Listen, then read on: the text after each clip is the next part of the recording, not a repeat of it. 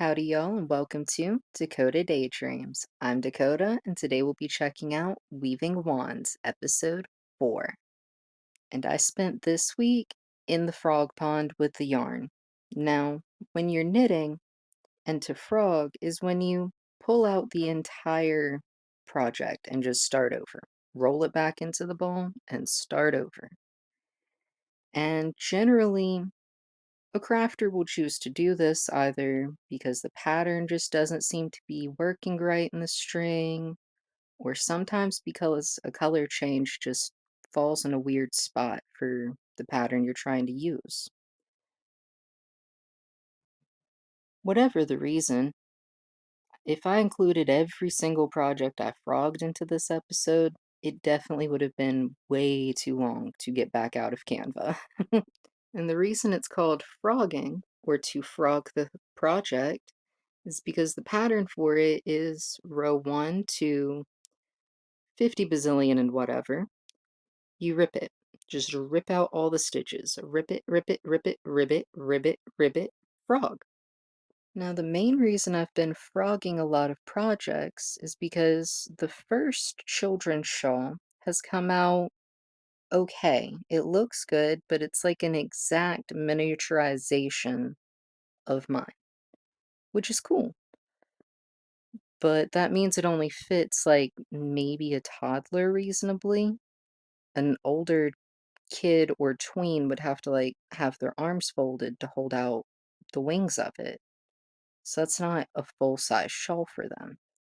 So I had to keep trying different stitch balances and different stitch types to see which one seems to grow out into the right shape. And so far I found a moss stitch on the borders and then a garter stitch in the wings with a rib stitch through the back. Seems to have a decent amount of stretchiness, but also it cinches in the back so it doesn't have the where did the kid go effect that a full-size adult shawl would have if you put it on a tween. And then I'm hoping that the wings will kind of develop a collapsible type feature so that the garter stitch like pulls them up and out of the way while the kid's trying to use their hands and do something. So I'm going to try to finish this one and see how it comes out, and I might have a pattern by the end of it. And that's one reason I'm trying to work it in a very light color for the first few. So when I find the one that works, I can look through the stitches pretty easily and reverse engineer which way worked. And also this week, I received a light challenge to try and make as many baby things as I can from one 50-gram ball of yarn. So I have some yarn rolled up that I think would do well for that. And I'm going to try to see what patterns I can find over the next week to work that up. And when I checked the mail this morning, I had this wonderful pack from My Cats Love Yarn on Ravelry, who sent this lovely little project bag. And it's got gnomes and woodland creatures and trees and mushrooms. And it's just a lovely little garden vibe yarn craft bag. And I think it's my favorite craft bag ever. Along with a total care package of supplies, including knitting needles, measuring tape that is retractable, and some scissors, and this adorable little tin, which came with stitch markers that have little hearts on the ends of them, and some yarn needles. And I'll probably set it up to be a little travel tin to go in the project bag with me for when I'm knitting out and about.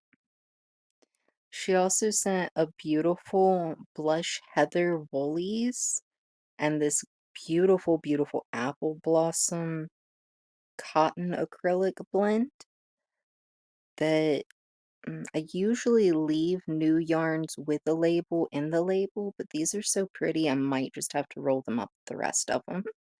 This gorgeous skein of orange, a beautiful assortment of medium ends of balls, scraps, and ball centers, and then this delightful and interesting assortment of smaller scraps and skein centers. Now, my first step to sorting gifted yarns, especially gifted scrap yarns that don't have a label, is to roll them myself, even if they're already in balls. And I do this for a lot of reasons.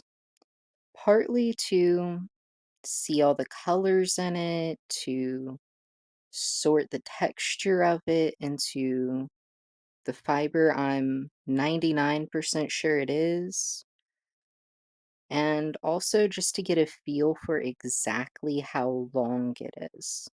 Because different companies will spin it different, so it can be a four weight and marked as a four weight, but next to a four weight of another brand at the same exact weight of skein, it's still longer or shorter somehow.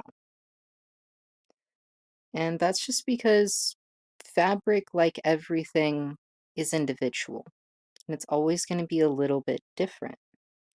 And then sometimes there will be a couple of colors that I see that I want to put together, like these two.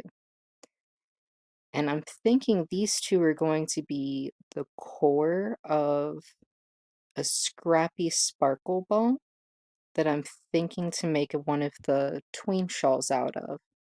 Just full vibrant colors and a little bit of sparkle, and all of it just working because it's got the sparkle in common, but it's all different colors with very short, small sections. And in my head, it's looking good, so I think these are going to start that. And a lot of times, especially when someone was very kind and there are a lot of scraps and some of them are already in balls, it can be tempting to say, well, this feels and looks exactly like a red heart I've had before. I'm pretty sure it's acrylic. I could just go ahead and put it in the stash and it's already a ball. But I still don't know how long it is. Sure, I know that's how big her ball size is at this point, but everyone rolls them up at a different tension, and that may compress or allow it to fluff more than the size I would at that time, if that makes sense. So I still like to go through and roll it just so I have a feel for how long it was through my own hands, so I have more of a grasp of what I could make with that. And one great example of why I do that personally is because even two skeins that I know are the exact same from the exact brand, just a different color, can look very, very different sizes. For example, these are both 50-gram skeins from the Super Saver Craft Kit that I rolled up because I want to see how much baby stuff I can make with each one. And they both look different sizes. Like the white one definitely looks bigger than the yellow one, but I know they have to be the same weight because they came out of the same exact size skein from the same pack, from a very large brand that's definitely weighing before they're sent out, right? So I definitely think it's that I was trying to rush when I was rolling the yellow, and it got rolled more tensely than the white did. So it has less fluff to it, and it's more compressed, so it just looks smaller. And then this ball, which looked purple and blue when we were setting them out and looking at all the strings, well, while I'm rolling it, I'm actually finding out it's one of the garden skeins. It has the white with the red and green, so it looks like it has flowers on it when it's knitted up. And if I hadn't been rolling it myself, because like it was already in a ball, I wouldn't have known to sort this similar red magenta type one close to it because they have a similar color in them that wasn't visible.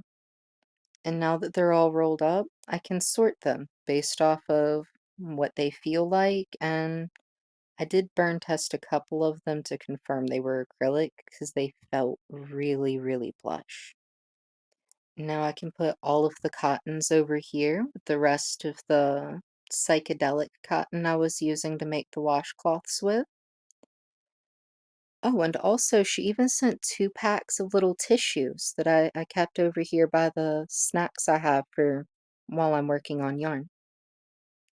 And then I have the acrylics over here with some of my other acrylics, and I put the cotton acrylic blend in the middle because as much as I wanted to leave it in the label because it was still a brand new skein, the whole time I was rolling the other balls, it felt like that yarn was just telling me, I would make such a cute set for somebody.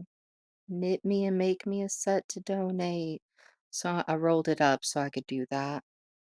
But when it came time to sort the wool blends and put them away, I grabbed the Super Saver Craft Kit bags and moved all of the remaining skeins from the kits into one bag because a lot of them are rolled up to be knitted, and use the other side to sort wool blends so I can be a little more intentional and conscious about which donations are what and how to label each thing, and just to help with organization, really, because there are wool allergies, and I do want to make extra, extra sure that if I donate any of the yarn, I know which ones are wool. Now to set up the craft bag with the projects I'll be working on this week. And I know I keep calling it little. I don't know why, because it is actually like one of the most massive project bags I have ever held in my hands. And I'm still trying to process that it was for me. It's mine, and I'm gonna make things out of it now. Like there is so much space in this bag that I'm pretty sure I can fit both of my active projects in it and then probably still have a lot of room. So I'm gonna go ahead and put this big old Mandela ball from I don't remember where that I've had for at least 2 years in one side, and the baby ombre on the other side so that, well, it helps if you clip it with the second yarn on the other side of the clip too, because then the clip will help keep the yarn separated and it should keep them from getting tangled, but if it starts to, I'll just move the one I'm not actively knitting on back to the yarn box. And this week I'm gonna try to finish this version of the tween shawl because I really feel like everybody should have a shawl size option that they can hold their full arm length out and like express themselves with it, you know? And then this Mandela ball, I've decided I'm going to use the rest of it up because I'm just tearing up the ends of it, frogging it from things, and it's at the point where it doesn't even want to set right, but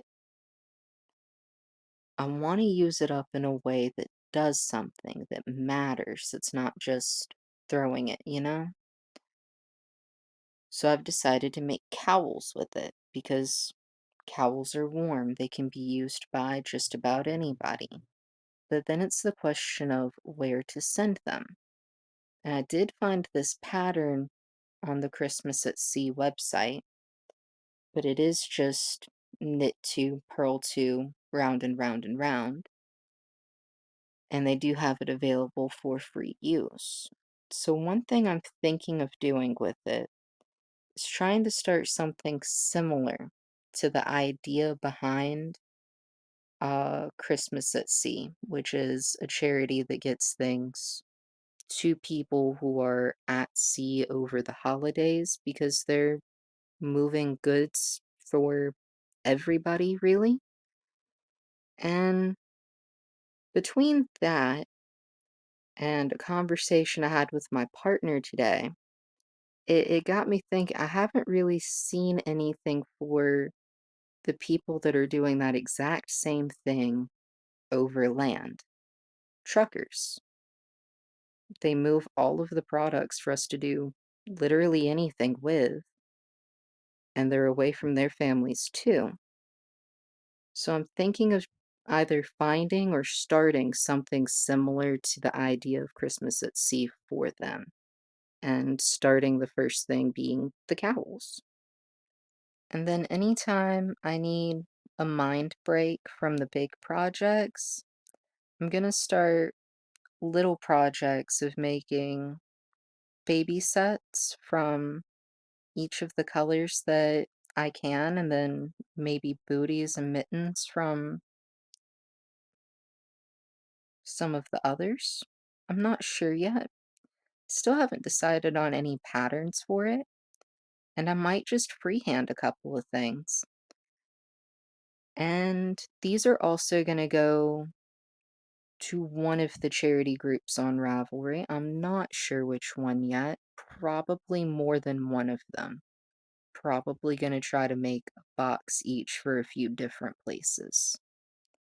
And then I'll also be working on trying to make a set with this ball, because this one's large enough that I feel like I could probably get a little jacket or sweater, possibly even a pair of knit pants even,